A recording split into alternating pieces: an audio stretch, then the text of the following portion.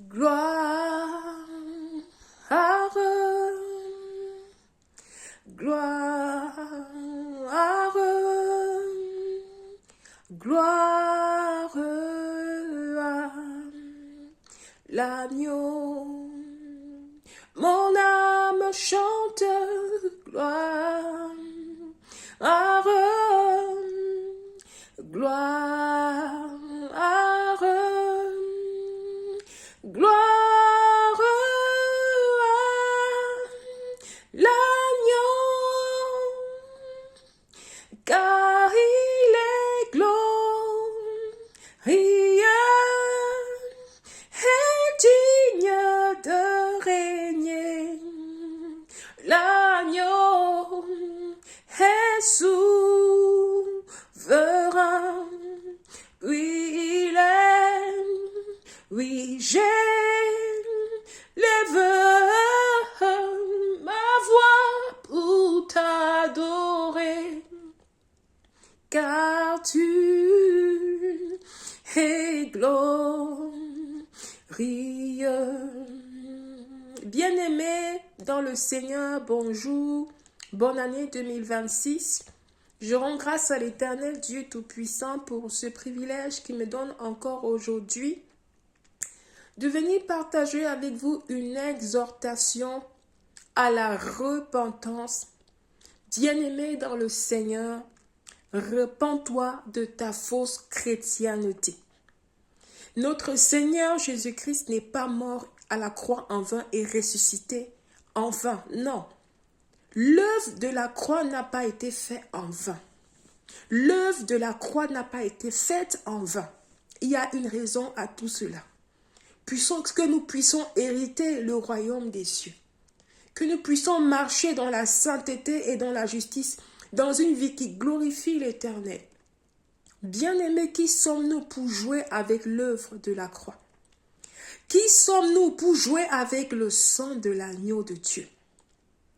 Bien-aimés, dans le livre de Jean chapitre 14, dans le livre de Jean chapitre 14, il est écrit ceci. Je vais lire les premiers versets. Il s'agit de notre Seigneur Jésus-Christ. Que votre cœur ne se trouble point, croyez en Dieu et croyez en moi. Il y a plusieurs demeures dans la maison de mon Père. Si cela n'était pas, je vous l'aurais dit, je vais vous préparer une place. Et lorsque je m'en serai allé et que je vous aurai préparé une place, je reviendrai et je vous prendrai avec moi, afin que là où je suis, vous y soyez aussi. Bien-aimés, le Seigneur Jésus-Christ nous fait la promesse qu'il revient nous prendre avec lui. Il s'agit de l'enlèvement. Bien-aimé chrétien, chrétienne, comment te prépares-tu face à l'enlèvement? Penses-tu qu'il s'agit juste des fables? Non. Notre Seigneur Jésus-Christ n'est pas un homme pour mentir, ni le fils d'un homme pour se repentir. Il est le Dieu Tout-Puissant et il tient ses promesses. Le temps passe. Le temps passe. Que fais-tu de ce temps? Comment utilises ce temps pour te préparer? Je viens t'exhorter, bien-aimé, frère chrétien, sœur chrétienne, toi qui m'écoutes. Repens-toi de ta fausse chrétienté. Dans le livre de 2 Pierre, chapitre 3, verset 9, la parole de Dieu nous dit ceci. Le Seigneur ne tarde pas dans l'accomplissement de la promesse, comme quelques-uns le croient. Mais il use de patience envers vous, ne voulant qu'aucun périsse, mais voulant que tous arrivent à la repentance. Bien-aimés, cette patience, ce temps pendant lequel nous attendons notre Seigneur Jésus-Christ, nous devons nous préparer le retour de notre Seigneur Jésus-Christ dans la repentance. Tu diras, de quoi vais-je me répandre? J'ai donné ma vie au Seigneur Jésus-Christ, tout va bien pour moi. Je vais à l'église, je fais le service, je suis chrétien, je suis né de nouveau. Bien-aimé, beaucoup de chrétiens ratent l'entrée dans le royaume des cieux par manque de sanctification extérieure et intérieure. Et c'est terrible. Bien-aimé, Voilà pourquoi je dis humblement, repens-toi de ta fausse chrétienté. La repentance n'est pas quelque chose que nous devons prendre à la légère. Dieu dit dans sa parole, il use de patience envers tous, ne voulant qu'aucun ne périsse. Ça, c'est par bonté que Dieu nous donne ce temps sur la terre pour que nous puissions nous préparer. Et cette préparation, la repentance est au centre de la préparation. La repentance est la sanctification. Bien-aimés, l'entrée dans le royaume des cieux n'est pas de la blague. Bien-aimé dans le Seigneur, comment peux-tu dire que tu es chrétien et dans ton apparence, dans ta façon de parler, de te vêtir, dans ton attitude, rien ne change? Bien-aimé, comment peux-tu dire seulement que Dieu regarde au cœur, il ne regarde pas à l'apparence? Bien-aimé, être né de nouveau passe par une transformation de cœur. Et lorsque le cœur est transformé, l'apparence également change. Nous ne pouvons pas dire que nous sommes chrétiens et nous vivons comme les gens du monde. Nous ne pouvons pas dire que nous sommes chrétiens et nous nous habillons, nous aimons le style de ce monde, nous aimons le langage de ce monde, les musiques de ce monde, ce qui est en horreur à l'Éternel. Non. Parce que Dieu nous recommande dans sa parole, n'aimez point le monde, ni les choses qui sont dans le monde. Car celui qui aime le monde, l'amour du Père n'est point à lui. Comment pouvons-nous nous dire que nous sommes chrétiens et dans notre façon de faire, nous ressemblons plus à ceux du monde qu'à notre Seigneur Jésus-Christ? C'est terrible. Bien-aimé dans le Seigneur, Dieu regarde notre vie dans les détails, dans le détail près. Bien-aimés dans le Seigneur, lorsque nous naissons de nouveau, il y a une transformation de cœur qui se fasse aussi, qui nous pousse à rejeter toutes ces choses, toute cette attirance que nous avons pour le monde. Ce n'est pas possible d'être chrétien et de vivre comme les gens du monde. Il y a un souci avec la nouvelle naissance. Bien-aimé dans le Seigneur, pose-toi la question, est-ce que je suis véritablement né de nouveau? Dans le livre d'Exode, chapitre 20, dans le livre d'Exode, chapitre 20, il est écrit. C'est les commandements que Dieu nous a laissés dans sa parole. L'Ancien Testament fait partie de la Bible. Parce qu'il y a certains chrétiens qui disent que non, nous on lit seulement le Nouveau Testament. Enfin, pour ceux qui lisent la Bible est constituée de l'Ancien Testament et du Nouveau Testament. Dont la parole de Dieu, depuis la Genèse jusqu'à l'Apocalypse, elle est valable encore aujourd'hui. Malgré le modernisme qui se passe aujourd'hui, cette parole, elle est toujours d'actualité. Dans le livre d'Exode, chapitre 20, je vais lire essentiellement le verset 2 au verset 3. « Je suis l'Éternel, ton Dieu, qui t'ai fait sortir du pays d'Égypte, de la maison de servitude. Tu n'auras pas d'autre Dieu devant ma face. » Bien-aimés dans le Seigneur, c'est la parole de Dieu. Nous avons été rachetés du monde. Grâce à l'œuvre de la croix, par le sang de Jésus-Christ, ce monde-là, c'est l'Égypte. Mais beaucoup sommes-nous qui sont sortis de l'Égypte en gardant cette mentalité d'Égypte en nous, en gardant cet amour de l'Égypte dans le cœur. Bien-aimé dans le Seigneur, tu n'auras pas d'autre Dieu devant ma face. Le premier commandement que l'Éternel Dieu met, c'est l'idolâtrie. Dieu est contre l'idolâtrie. Dieu est contre l'idolâtrie. Beaucoup se diront que peut-être l'idolâtrie, c'est se prosterner devant d'autres dieux, ils vont dire c'est les autres religions, ils n'adorent pas le vrai Dieu. Non. L'idolâtrie, c'est tout ce que tu mets en premier dans ta vie, tout ce qui occupe la première place dans ta vie. Tout c'est l'idolâtrie. Et Dieu va encore plus loin sur l'idolâtrie. Il s'adresse principalement à ceux qui portent les bijoux. Regardez bien dans sa parole, dans le livre de Genèse, chapitre 35. Dieu s'adresse à Jacob et lui demande de monter à Béthel.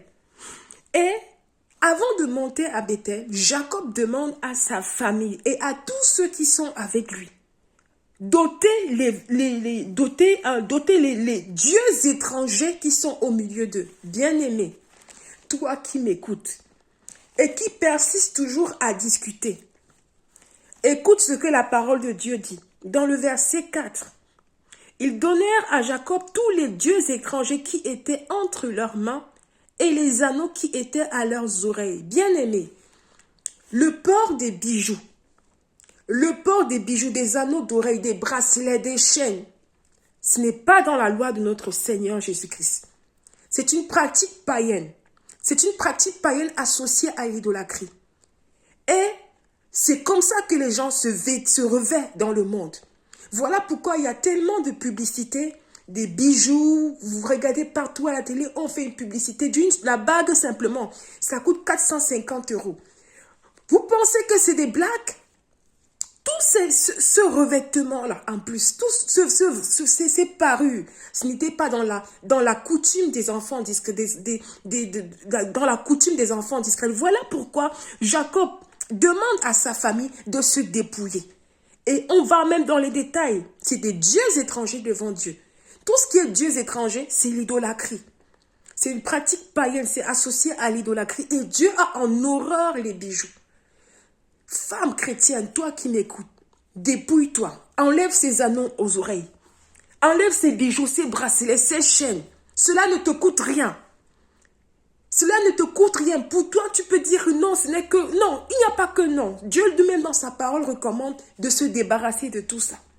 Parce que Dieu a en horreur tout cela. Ces bijoux-là, ces bijoux ont été une source d'idolâtrie pour toute une nation en Israël. Je vous invite avec moi à aller dans le livre de Juges. Juges nous parle dans le verset 8 de l'erreur que Gédéon a fait. Gédéon était un grand serviteur de l'Éternel. Dieu l'a utilisé puissamment pour délivrer les enfants d'Israël des Madianites. Mais après la réussite, qu'est-ce qu'il fait? Dans le Juge chapitre 8, à partir du verset 22 jusqu'au 32, vous prenez le temps de lire, vous voyez comment Gédéon a convoité ce que portaient ses ennemis. Au verset 24, il est dit ceci. Gédéon leur dit, j'ai une demande à vous faire. Donnez-moi chacun les anneaux que vous avez eus pour boutin. Les ennemis avaient des anneaux d'or car ils étaient ismaélites. Ça montre encore bien que le port de ces bijoux, des anneaux, de ces chaînes, cela ne revient, c'était pas dans la loi des enfants d'Israël. Et aujourd'hui, par appartenance, parce que nous avons été rachetés par le sang de l'agneau de Dieu, nous appartenons également à Dieu, étant enfants de Dieu. Nous devons suivre les lois et les ordonnances de notre Dieu. Nous ne devons pas dire non, c'est l'Ancien Testament, Dieu ne regarde pas à ça. Dieu regarde à ça, bien-aimé, toi qui m'écoutes. Dieu regarde à ça et Dieu a en horreur quand une femme revêt ça, quand un homme revêt ça. Et c'est même encore terrible. Vous avez des jeunes hommes, des hommes qui arrivent faire le service à l'église devant Dieu avec les boucles à l'oreille. Ça ne vous pose pas de problème. Ça ne vous pose pas à poser une question. Est-ce que ça c'est normal? Non, ce n'est pas normal. En bien fois, à plus forte raison que cela ne glorifie pas Dieu. Aujourd'hui, ce n'est plus les femmes simplement. Même les hommes portent les boucles d'oreilles. Même dans le monde, les gens font pareil. Bien aimé, il doit y avoir une différence entre l'habillement d'un chrétien et l'habillement des gens du monde. Entre le style de vie du chrétien et le style de vie des gens du monde. On ne peut pas être semblable, on ne peut pas être similaire, c'est pas possible. Les ténèbres, il y a toujours une séparation entre les ténèbres et la lumière. Voilà pourquoi je vous exhorte humblement, répands-toi de ta fausse chrétienté. L'œuvre de la croix n'a pas été faite en vain. Le port de ces choses-là, au verset 26, le poids des anneaux d'or que demandait Gédéon. Pourquoi Gédéon a demandé cela? Et au verset 27, on dit ceci, il fit un effort et le plaça dans sa ville, à Ophra, et où il devint l'objet des prostitutions de tout Israël. À cause de Gédéon, à cause de cette demande, il a pris ses bijoux, il a pris ses anneaux d'or, il a fait un effort et c'est devenu un objet de prostitution pour lui, pour sa maison et pour tout Israël. Bien-aimé, Dieu est dans sa parole. Dieu ne change pas. Le Dieu de l'Ancien Testament, c'est le même Dieu qui est dans le Nouveau Testament. Ne dis pas que non, c'est l'Ancien Testament. Ce n'est plus d'actualité aujourd'hui. Au contraire, Dieu ne change pas. Sa parole ne change pas. J'exhorte tous ceux qui portent les bijoux à enlever les anneaux aux oreilles. Aujourd'hui, ce n'est plus simplement les hommes, les femmes, même les hommes sont inclus. Je vois des jeunes hommes qui vont à l'église. Je m'en vais faire le service de la boucle d'oreille ici. L'autre, la boucle d'oreille. C'est des pratiques. Déjà, c'est le monde. On ne peut pas être chrétien et vivre comme ceux du monde, et s'habiller comme ceux du monde, et parler comme ceux du monde, et se vêtir comme ceux du monde, et avoir la même attitude, le même accoutrement comme ceux du monde. Ce n'est pas possible. Entrer dans le royaume des cieux, ce n'est pas de la blague, bien-aimé. Je t'invite humblement, enlève tout cela, débarrasse-toi de tout cela. Ne fais pas cadeau de ça à quelqu'un, jette-le, débarrasse-toi de ça. C'est une pratique païenne, c'est associé à l'idolâtrie. Et nous avons vu comment Dieu considère cela comme des dieux étrangers. Et Dieu nous dit dans sa parole, tu n'auras pas d'autre Dieu devant ma face. Ça, c'est de l'idolâtrie aux yeux de Dieu. Et même dans le Nouveau Testament, il est dit ceci, aucun idolâtre n'héritera le royaume des cieux. Bien-aimé, je t'en supplie. Ôte tout cela, débarrasse-toi de tout cela. Je te supplie, sache-le, ça compte énormément pour le salut de ton âme. Ça compte énormément pour le salut de ton âme. Arrêtons de jouer avec l'œuvre de la croix. Dans le livre d'Exode, chapitre 33, plus loin encore, l'Éternel va descendre aux enfants d'Israël, va descendre au milieu des enfants d'Israël. Il dit ceci, au verset 5. Il dit, et l'Éternel dit à Moïse, dis aux enfants d'Israël, vous êtes un peuple au cou roide. Si je montais un seul instant au milieu de toi, je te consumerais. Ôte maintenant tes ornements de dessus toi et je verrai ce que je te ferai. Là maintenant, c'est Dieu qui s'agresse pour demander aux enfants d'Israël, comme il s'agresse à l'église aujourd'hui, aux femmes, aux hommes de s'enlever ces ornements. Parce que si l'Éternel Dieu descend en un seul instant, il va consumer. Dieu sait que ça, le fait de porter ça, c'est des dieux étrangers. Voilà pourquoi la définition de l'idolâtrie, elle va plus loin. Pas dans la façon avec laquelle nous considérons l'idolâtrie. Dieu le considère à une autre dimension. Et en tant que chrétien, quand on se dit qu'on se prépare au retour du Seigneur Jésus-Christ, on doit mettre vraiment tout le temps, en fait, tout ce qu'on a, Dieu nous donne comme demande de faire, nous devons le faire sans hésiter, sans discuter et obéir. Cela ne nous coûte rien. Enlever comme ça ne coûte rien. Se débarrasser, cela ne coûte rien. Si une personne refuse de le faire, c'est que l'amour du monde est encore au-dedans de son cœur. C'est une pratique idolâtre. Il doit y avoir une différence entre l'habillement d'un chrétien, l'accoutrement d'un chrétien, et même et des gens du monde. Ce n'est pas possible qu'on soit similaire. Ce n'est pas possible qu'on voit les hommes dehors avec les boucles dans le monde et la même chose dans l'église et aucun serviteur de Dieu ne réprimande pas. Ce n'est pas possible. Aussi petite soit la boucle, enlève-la et jette-la. Dieu, il est dans sa parole. Bien-aimé, repens-toi de l'idolâtrie. C'est de l'idolâtrie aux yeux de Dieu. Enlève, dépouille-toi et repens-toi. Bien-aimée femme chrétienne, bien-aimée, la maison de notre Dieu est une maison de prière. La maison de Dieu, l'église, n'est pas une maison de prostitution. Alors, je t'invite à faire attention à la façon avec laquelle tu t'habilles quand tu viens dans la présence de Dieu. Aujourd'hui, c'est terrible de voir les femmes presque nues dans la présence de Dieu et personne ne dit rien. La maison de Dieu, l'église n'est pas une boîte de nuit. Femme, quand tu viens dans la présence de Dieu, couvre ton corps, couvre tes seins, couvre tes aisselles, habille-toi bien, s'il te plaît. Cela ne te coûte rien, habille-toi décemment et bien. Tu diras peut-être, non, Dieu regarde au cœur, Dieu ne regarde pas l'apparence. Je te dis ceci, si ton cœur est transformé, tu ne peux pas porter ces choses-là. Si tu es véritablement né de nouveau, tu ne peux pas te vêtir comme ça.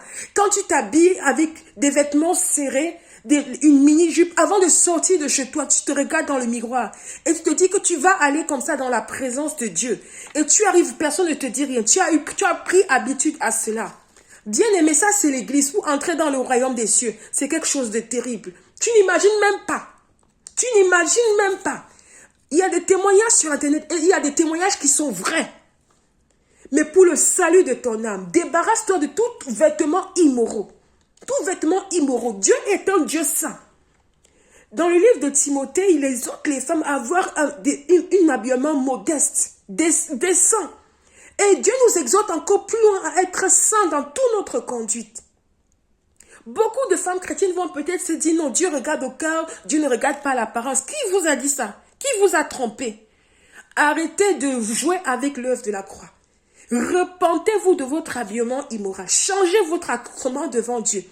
Il n'est pas possible de voir les femmes qui s'habillent nues dehors et dans l'église, c'est pareil. Non. Et même dans le monde, il y a une certaine limite. Mais dans l'église, les femmes ont débordé. Waouh, c'est plus correct. Avant, dans les temps anciens, les femmes ne s'habillaient pas comme ça pour venir dans la présence de Dieu. Une jeune femme ne peut pas s'habiller, même des fois, même ce n'est plus les jeunes femmes, même les mamans, en exposant ses seins comme ça, elle est dans la présence de Dieu. Le vêtement est serré, la jeune même s'assoit pour se couvrir, on voit toutes les cuisses, non.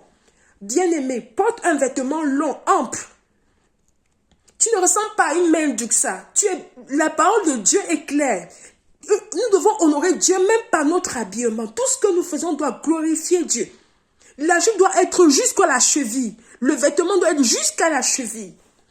C'est vraiment terrible aujourd'hui parce que Dieu, il est dans sa parole. S'habiller comme ça pour venir dans la présence de Dieu, c'est une rébellion en fait. Beaucoup de femmes ne réalisent pas, c'est une rébellion. Ça, nous sommes dans l'église. Et même dans ces églises-là, Dieu ne connaît pas ces églises parce que ce n'est pas possible de venir dans la présence de Dieu. Et ton pasteur ne te dit rien. Ton pasteur ne te dit rien que la façon avec laquelle tu es habillé, ce n'est pas normal. Si vous allez à un rendez-vous d'entretien pour un travail, vous allez vous habiller comme ça? Non. La maison de Dieu n'est pas une maison de prostituée. Ce n'est pas une boîte de nuit. Bien-aimé dans le Seigneur, femme chrétienne, quand tu viens dans la présence de Dieu, porte des vêtements longs, amples, modestes.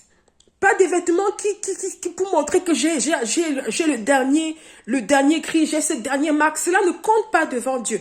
Habille-toi de façon simple, modeste. Pas poser ses seins, les fesses, non.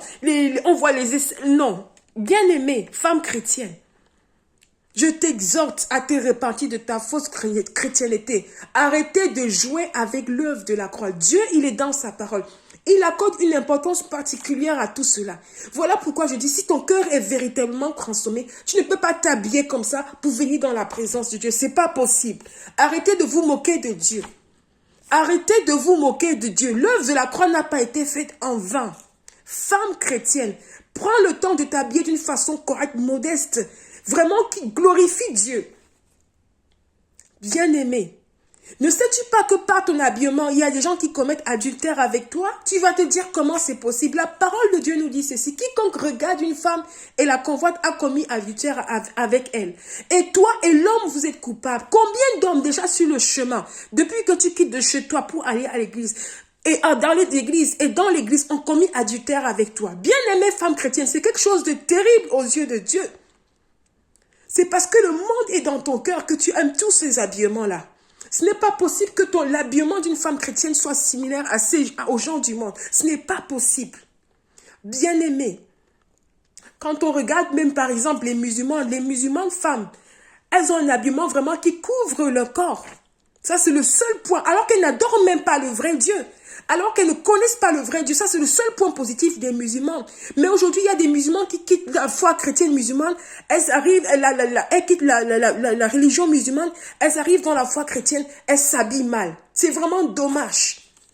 Bien-aimé, toi qui m'écoutes, fais attention avec la façon avec laquelle tu te revêts quand tu viens dans la présence de Dieu. Et même dans ton quotidien. Parce que nous, en tant que chrétiens, nous prêchons même par notre façon de nous vêtir. Nous devons glorifier Dieu au quotidien par notre habillement. Bien-aimé, dans le livre de Deutéronome 22, chapitre 5, il est écrit ceci. Une femme ne portera point un habillement d'homme, et un homme ne mettra point de vêtements de femme, car quiconque fait ces choses est en abomination à l'Éternel ton Dieu. Bien-aimé, toi qui es femme chrétienne et qui t'entête à porter toujours du pantalon, seulement ce verset te condamne. Deutéronome 22, verset 5. Avant, les femmes chrétiennes ne portaient pas de pantalon, mais aujourd'hui, c'est devenu une habitude. Il y a des femmes qui portent des vêtements serrés, ça remonte les fesses. Tu te dis, mais c'est pas possible. Beaucoup vont justifier en disant que non, on porte des vêtements, des pantalons amples, larges, ça ne montre pas les formes. Non, la parole de Dieu, c'est la parole de Dieu. Il n'y a rien à rajouter, rien à modifier, rien à recrancher. Un vêtement, donc le pantalon est un vêtement qui a été fait pour les hommes. Voilà pourquoi il y a cette lisière devant où les hommes, quand ils veulent se soulager, puissent le faire assez simplement. Mais nous, les femmes, c'est des jupes. Jupes ou robes. Mais aujourd'hui, il y a beaucoup de femmes qui viennent dans la présence de Dieu en pantalon. Vous allez dire, nous sommes en période d'hiver. Oui, nous sommes en période d'hiver. L'hiver ne date pas d'aujourd'hui. L'hiver date depuis la création des temps. Et les femmes, dans l'ancien temps, dans les époques, dans les années 70, on va dire peut-être plus loin, qui remontent même, portaient de longues robes, avec de bons jupons, même pendant l'hiver. Et même les premiers chrétiens, les femmes ne portaient pas de pantalon. Bien-aimés, peu importe le justificatif, le motif par lequel tu veux te justifier, sache-le pour le salut de ton âme, une femme en pantalon est en abomination devant l'Éternel. Et Dieu dit dans sa parole, tout ce qui est en abomination n'entrera pas dans sa présence. Bien-aimée femme chrétienne, arrête de porter du pantalon. Ne le donne pas à quelqu'un, déchire-le. Même nous sommes dans la période d'hiver, il y a des robes, il y a des jupes adaptées, il y a des jupons, il y a des chaussettes. Cela ne te coûte rien, femme chrétienne. Voilà pourquoi Dieu nous demande d'entrer par le chemin étroit. Le chemin étroit, c'est un chemin resserré. C'est un chemin de renoncement à soi-même. C'est un chemin où on ne marche pas selon les œuvres de la chair. On ne marche pas selon le monde. On marche selon la parole de Dieu.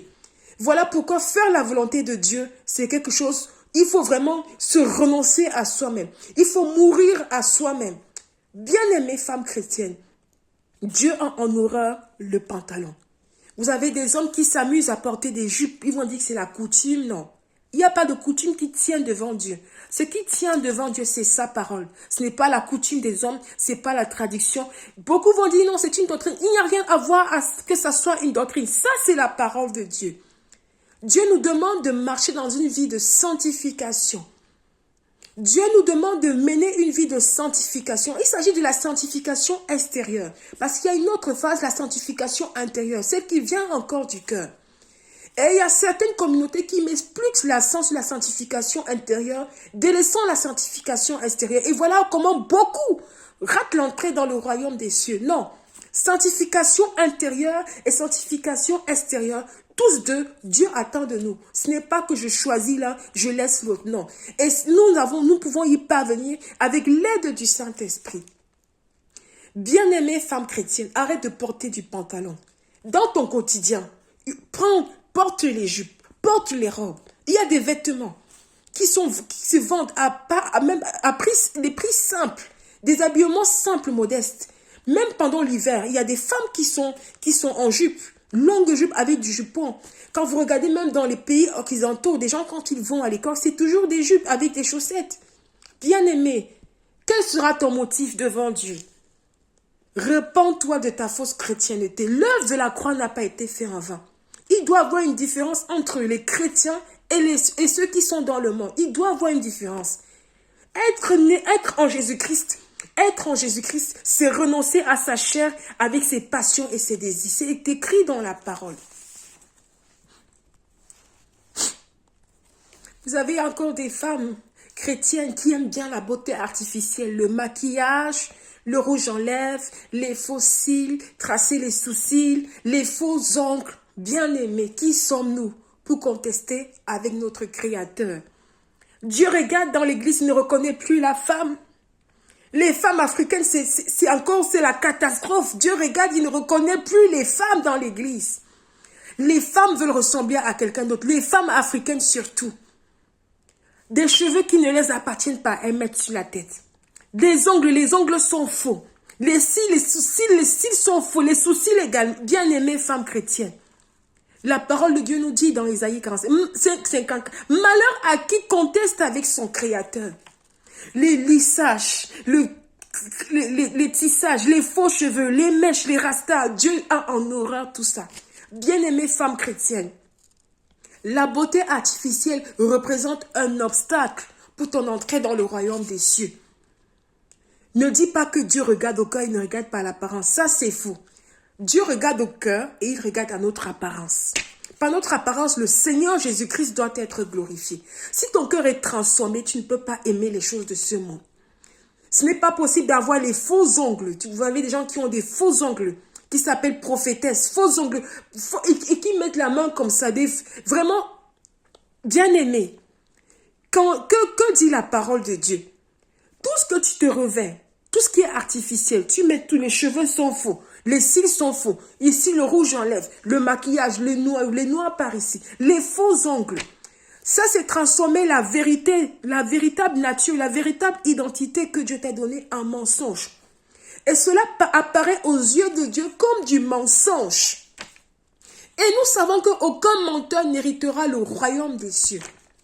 Bien-aimé, cesse de te moquer de l'œuvre de la croix. L'œuvre de la croix a été faite au prix du sang de Jésus-Christ, le sang de l'agneau de Dieu. Sans l'œuvre de la croix, nous ne sommes rien. Mais nous ne devons pas abuser de l'œuvre de la croix. Nous ne pouvons pas vivre notre chrétienté comme bon nous semble.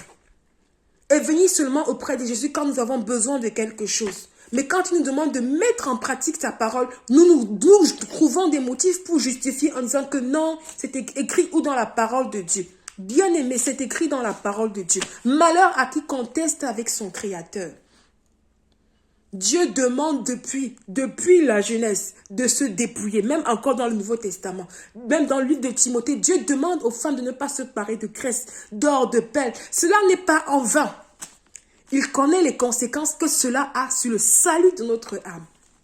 Bien-aimée, femme chrétienne, tout cela a un impact spirituel sur notre vie. Tout ce que nous revêtons, tous ces artifices. Et en plus, bien-aimé, qu'en est-il du salut de ton âme?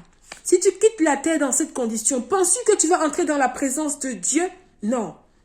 Dieu, après la mort, il n'y a plus de miséricorde. C'est pendant que nous sommes en vie sur la terre que Dieu nous demande de nous préparer dans la sanctification, dans la sainteté. Si ton pasteur ne te dit pas cela, pose-toi des questions. Parce que partout, les gens parlent de ça, de ce message de la sanctification. Cela doit quand même t'interpeller quelque part. Non. Tu ne peux pas être ignorant ou vivre comme bon te semble. Non, l'ignorance n'est pas une excuse pour rater le royaume des cieux. Dans le livre de Matthieu, chapitre 7, Dieu dit ceci. Retirez-vous de moi. Ne sois pas celle-là, ne sois pas parmi ceux-là auxquels Jésus-Christ va dire, retire-toi de moi, je ne te connais pas. C'est terrible, c'est une sentence terrible. Et tu ne peux pas faire appel au jugement de Dieu. Non, parce que c'est fini. Dieu use de patience envers nous. Dans 2 Pierre chapitre 3 verset 9. Il ne tarde pas dans l'accomplissement de sa promesse. Il use de patience envers tous, voulant qu'aucun ne périsse, mais que tous parviennent à la repentance. Bien-aimé, repens-toi de ta fausse chrétienté. Arrête de te moquer de l'œuvre de la croix. Cela compte énormément aux yeux de Dieu comment un chrétien s'habille, une femme chrétienne s'habille, un homme chrétien s'habille.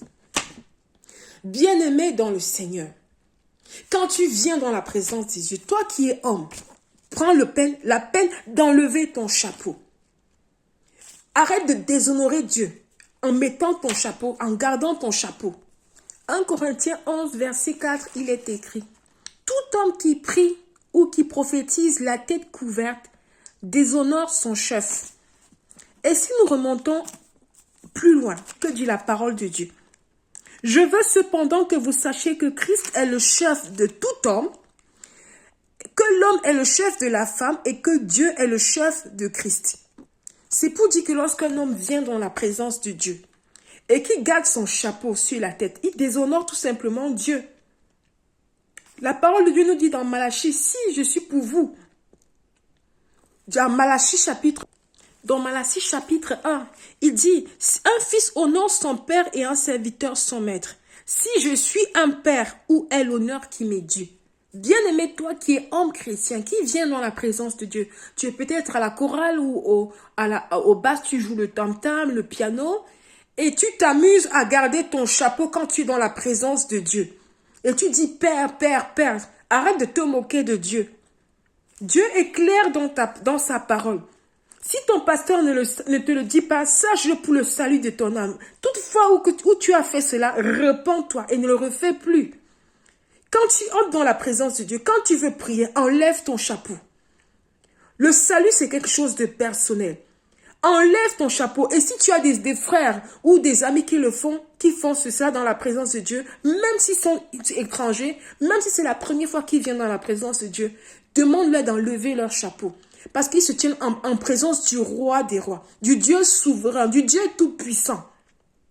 Femme, toute femme au contraire qui prie ou qui prophétise la tête non voilée, déshonore son chef, c'est comme si elle était rasée. Et plus loin, il dit, au verset 13, « Jugez-en vous-même, est-il convenable qu'une femme prie Dieu sans être voilée ?»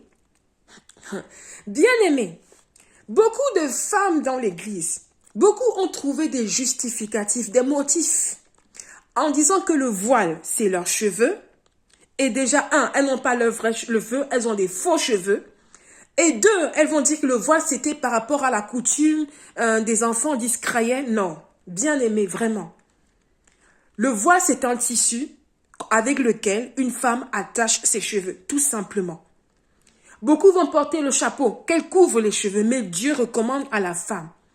Avant, quand tu veux prier, quand tu es dans un service à l'église, prends un tissu, attache tes cheveux. Je parle de cheveux naturels. Et parce que je sais que j'exhorte toutes les femmes d'enlever tout ce qui est faux. Tout ce qui est faux sur toi, enlève les faux cheveux. Parce que les démons habitent par milliers dans les mèches. Vous avez même des reportages CNN sur Internet, des reportages télévisés. Des gens même qui sont en Inde, dans les autres pays, qui vous disent comment sont faits ces cheveux-là. Et comment ils confient ça à des dieux. Ils offrent ça en culte à des dieux avant de commercialiser. Et quelque chose qui est terrible qui se passe aujourd'hui, c'est une femme qui aujourd'hui prend maintenant les fibres du bananier plantain pour faire des mèches, pour justifier que non, ça vient du bananier plantain. Non, faisons attention. Cela ne glorifie pas Dieu. L'ennemi est rusé. Satan a fait la promesse qu'il va faire tout dans son possible pour amener le maximum, pour que personne n'hérite le royaume des cieux, pour désorienter l'homme de Dieu, pour empêcher à l'homme de servir Dieu, pour empêcher à l'homme d'obéir Dieu. Et voilà pourquoi il remplit la pensée de l'homme de toute forme de raisonnement, de toute forme de justificatif, ne seulement pour ne pas obéir à la parole de Dieu. Et ce que Dieu nous demande, ce n'est pas quelque chose de compliqué. Vraiment, femme chrétienne, quand tu viens dans la présence de Dieu, prends la peine, même dans tes moments personnels de prière, attache le foulard. Attache le foulard. Attache le foulard, même pour les petits-enfants. Apprends-les, parce que si tu as des enfants, des filles, des petites filles, tu ne les éduques pas comme ça, elles vont grandir, croire que non, c'est normal. Non, enseigne la crainte de Dieu. Aujourd'hui, il n'y a plus la crainte de Dieu dans les églises. Les gens se rendent à l'église tous les dimanches, ils font le service devant Dieu, ils payent le dîme, ils font les offrandes, ils sont occupés dans le ministère. Bien-aimés, faire cela sans la crainte de Dieu, c'est servir Dieu sous la colère de Dieu. Beaucoup s'assoient, font des choses comme ceci, vivent leur chrétienté, pensant qu'ils vont entrer dans le royaume des cieux. Mais à la fin, ça sera terrible. Bien-aimé, je t'exhorte, repens-toi de ta fausse chrétienté. Demande le secours de Dieu. Le Saint-Esprit est là pour nous aider dans la repentance, dans la vie de sanctification. Bien-aimé, je veux continuer en m'adressant aux hommes qui gardent les longs cheveux et pour pouvoir blesser le cœur de Dieu, Satan vient même avec des cresses dans la présence de Dieu. Vous avez même des artistes gospel qui font pareil. Des artistes gospel avec des faux cheveux, des faux ongles, tout est faux maquillage, un habillement immoral dans la présence de Dieu. Vous avez des hommes avec des cresses, des locks, non. De quel Dieu vous êtes en train de louer? Vous ne louez pas ce Dieu, le Dieu saint dont nous servons, non. C'est un autre Dieu que vous louez. Bien-aimé, repens-toi de ta chrétienté, de ta fausse chrétienté. Arrête de jouer avec l'œuvre de la croix, non. Le Seigneur Jésus-Christ pleure sur la condition de l'Église. Vous ne pouvez pas imaginer. L'enlèvement peut avoir lieu à n'importe quel moment. Et les signes des temps de la fin sont là. Vous avez des guerres qui se soulèvent, des nations qui se soulèvent contre eux. Ce n'est pas en vain que Dieu nous parle. Ce n'est pas en vain dans sa parole. Je t'exhorte humblement, repens-toi de ta fausse chrétienté. Cesse de te moquer de l'œuvre de la croix, parce que c'est ce que tu es en train de faire. Tu te dis que tout est grâce et tu te permets de vivre ta vie chrétienne sans être sous l'autorité de la parole de Dieu. Tu es en train d'être rebelle à l'ordre de Dieu, rebelle à sa parole. Bien-aimé, toi qui es chrétien, toi qui es chrétienne, si l'assemblée dans laquelle tu te rends tous les dimanches ou peut-être en semaine, on ne te parle pas de la sanctification, réfléchis, parce qu'il s'agit du salut de ton âme. Personne ne se tiendra devant toi à la place, devant Dieu. Vous dois écouter des témoignages, des âmes en enfer. Mon pasteur ne m'a pas dit cela, mon pasteur ne m'a pas prêché cela, mais c'est trop tard. Beaucoup de gens se répandent en enfer, mais c'est trop tard, parce qu'il y a des repentances qui n'ont plus d'effet, c'est trop tard. Vous avez des gens qui vous témoignent, partout. Dieu touche toutes les nations. Il y a les Africains, même dans les Occidentaux, les Asiatiques. Dieu touche pour interpeller les chrétiens. Voilà ce qui fait rater l'entrée dans le royaume des cieux. Beaucoup de chrétiens. C'est parce que c'est des fausses chrétientés. Les gens vont à l'église, vivent leur vie comme ils veulent, ne veulent pas obéir à la parole de Dieu. Ils ne prennent même pas le temps de lire la Bible. Bien-aimés, arrêtons cela. Cela ne glorifie pas Dieu. Jésus-Christ pleure sur la condition de l'église. Ça, c'est la sanctification extérieure. Bien-aimé, toi qui m'écoutes, fais attention au salut de ton âme. Le jour du Seigneur viendra comme un voleur. Bien-aimé, nous sommes dans les temps de Sodome et Gomorrhe. Dans les temps, tout est là, les signes sont là. Que fais-tu du temps? Comment te prépares-tu à la rencontre du Seigneur Jésus-Christ? Repens-toi de ta fausse chrétienté. Et il faut naître de nouveau. Parce que quand on est né de nouveau, il y a une transformation qui se passe dans le cœur, qui nous pousse à rejeter les choses, l'amour de ce monde. Non. Nous ne pouvons pas être chrétiens et avoir le même accoutrement que les gens du monde. Nous ne pouvons pas être chrétiens et avoir le même langage, le même style de vie, les mêmes habitudes que les gens du monde. Et même ce qui est même encore le plus choquant, c'est qu'il y a certains gens qui ne servent pas le vrai Dieu comme les musulmans, comme les témoins de Jéhovah, mais qui s'habillent vraiment. Quand tu vois leur habillement, tu dis non, il y a vraiment la crainte de Dieu. Mais ils ne connaissent pas le vrai Dieu. C'est encore terrible. Nous avons le véritable de Jéhovah Yahweh. Parce que quand on parle de Jéhovah, les gens pensent que non, c'est les témoins de Jéhovah. Non, c'est écrit dans la parole de Dieu, Jéhovah Yahweh. Seulement la conception de leur foi est tout autre. Parce qu'ils ne croient même pas à l'enfer. Non, il y a un enfer qui existe. Le royaume des cieux existe. Jéhovah Yahweh, le Dieu d'Abraham, le Dieu d'Isaac, le Dieu de Jacob, le Seigneur Jésus-Christ de Nazareth. C'est ce Dieu-là dont je vous parle. C'est dommage parce que quand vous regardez ces gens qui sont dans des fausses religions, qui ne connaissent pas le véritable Dieu, la façon avec laquelle ils s'habillent, vous ne voyez pas qu'il y a une différence? Mais ils ne connaissent même pas encore la sanctification, malheureusement. Et il y a d'autres qui s'habillent comme ça parce que pour eux, c'est une coutume, c'est une tradition. Mais là, c'est la loi de notre Dieu. Nous devons nous vêtir d'une façon qui glorifie Dieu. Bien-aimés dans le Seigneur, je vous exhorte à la repentance, repentez, se séparer de tout ça. Ne faites pas cadeau de ça à quelqu'un. Bien-aimé, toi qui es homme, ces longs cheveux que tu aimes garder, même les petits-enfants, les parents qui habituent ça à leurs petits-enfants, bien-aimé, si votre enfant quitte la terre dans cet état-là, il ne pourra pas entrer dans la présence de Dieu. Beaucoup de gens disent que Dieu est amour, Dieu est amour, Dieu est amour et Dieu juge le péché. Même laisser un enfant, Dieu juge le péché. Pour votre information, il y a des enfants en enfer. Dieu juge le péché. Vous allez dire non, c'est un enfant. Là-bas, Dieu ne regarde pas tout ça. Parce que Dieu suppose qu'en donnant les parents ont la responsabilité d'éduquer les enfants dans la crainte de Dieu. Alors si les parents n'ont pas la crainte de Dieu, comment l'enfant va avoir la crainte de Dieu?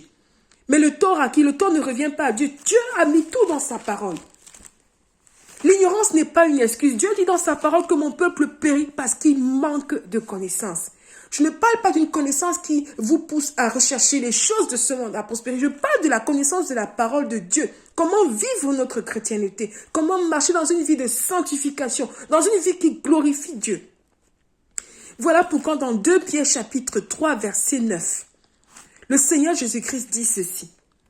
Dieu dans sa parole, il dit 2 Pierre chapitre 3 verset 9. Il est écrit, le Seigneur ne tarde pas dans l'accomplissement de la promesse, comme quelques-uns le croient. Mais il use de patience envers vous, ne voulant qu'aucun périsse, mais voulant que tous arrivent à la repentance. Puissions-nous arriver à une repentance sincère devant Dieu. Puissions que notre vie en cette nouvelle année 2026, qui a de cette nouvelle résolution de marcher dans la sanctification, de se repentir de ces fausses chrétientés. Parce que le jour de l'Éternel est un jour terrible. Vous avez vu comment c'est décrit dans la parole. C'est le jugement qui vient. C'est un jugement qui arrive. Bien-aimés, marcher avec Jésus-Christ, c'est une vie de renoncement. Renoncement. Nous avons été rachetés du monde par l'œuvre de la croix, par le sang de l'agneau de Dieu. Et nous ne pouvons pas vivre encore notre chrétienté en vivant comme étant dans le monde. Non, ce n'est pas possible. Dieu use de patience envers nous tous, pour qu'aucun de nous ne périsse, mais que nous tous nous parvenons à la repentance. C'est avec cette repentance-là que Dieu nous accorde cette grâce, cette justice-là, de pouvoir lui appartenir complètement. Bien-aimé, voilà pourquoi je dis, il faut naître de nouveau. Un chrétien qui est né de nouveau, il y a une transformation qui se passe dans le cœur. Il y a des choses même que sans qu'on ne te dise, tu vas savoir que non, ça je ne peux plus, ça je ne peux plus, ça je ne peux plus.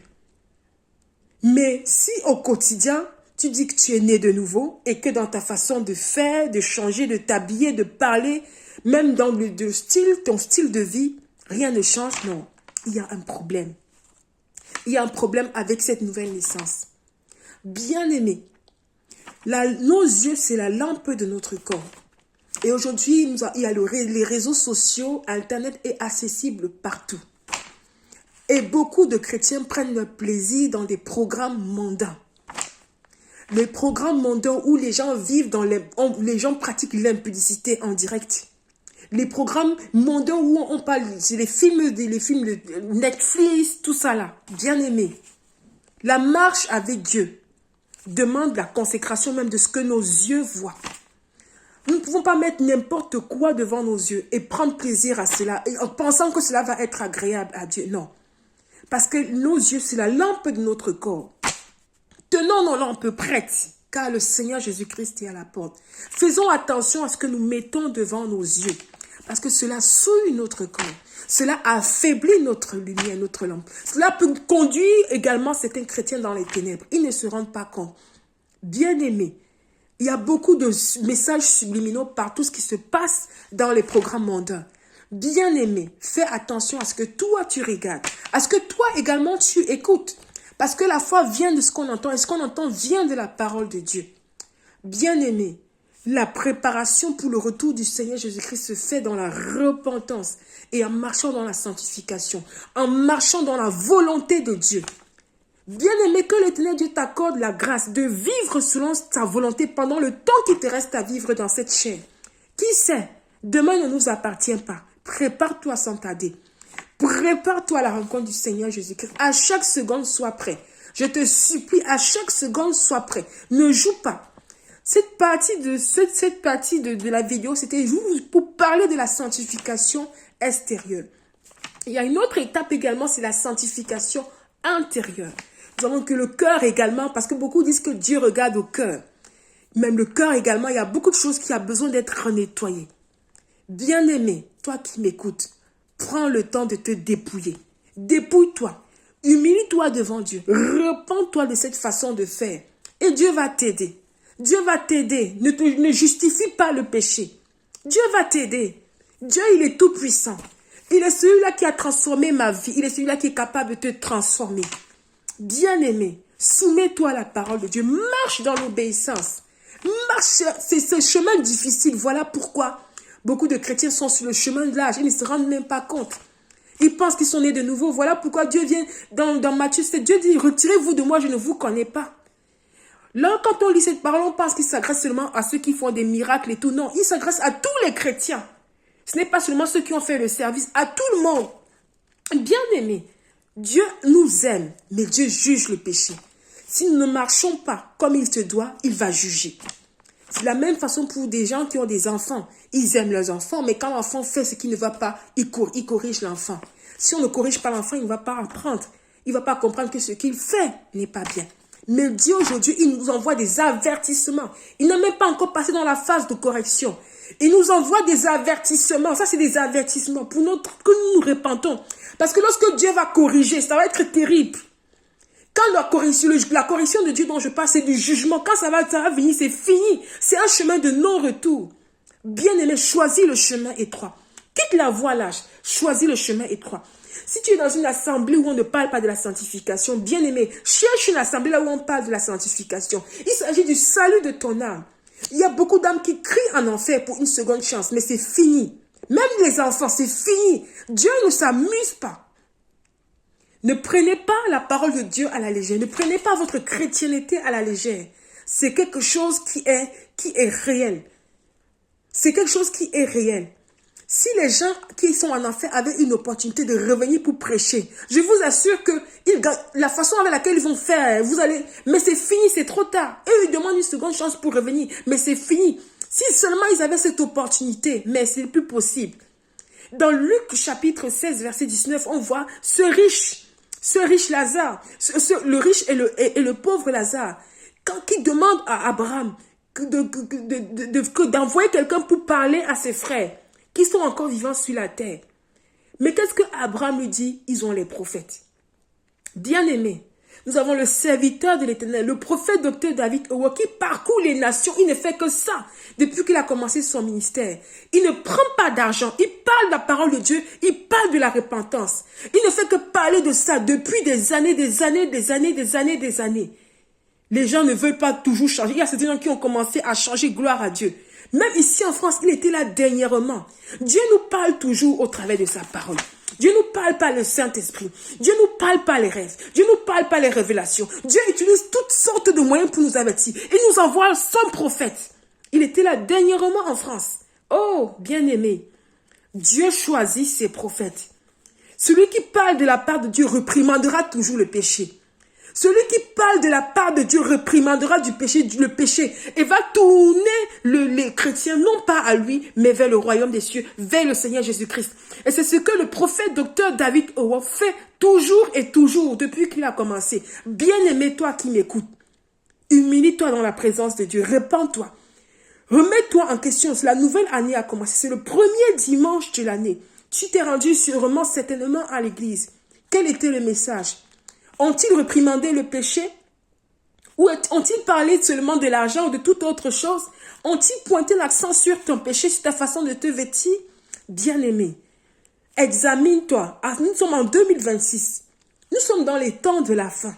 Bien-aimé, toi qui m'écoutes, chrétien, chrétienne, répands-toi de ta fausse chrétienté.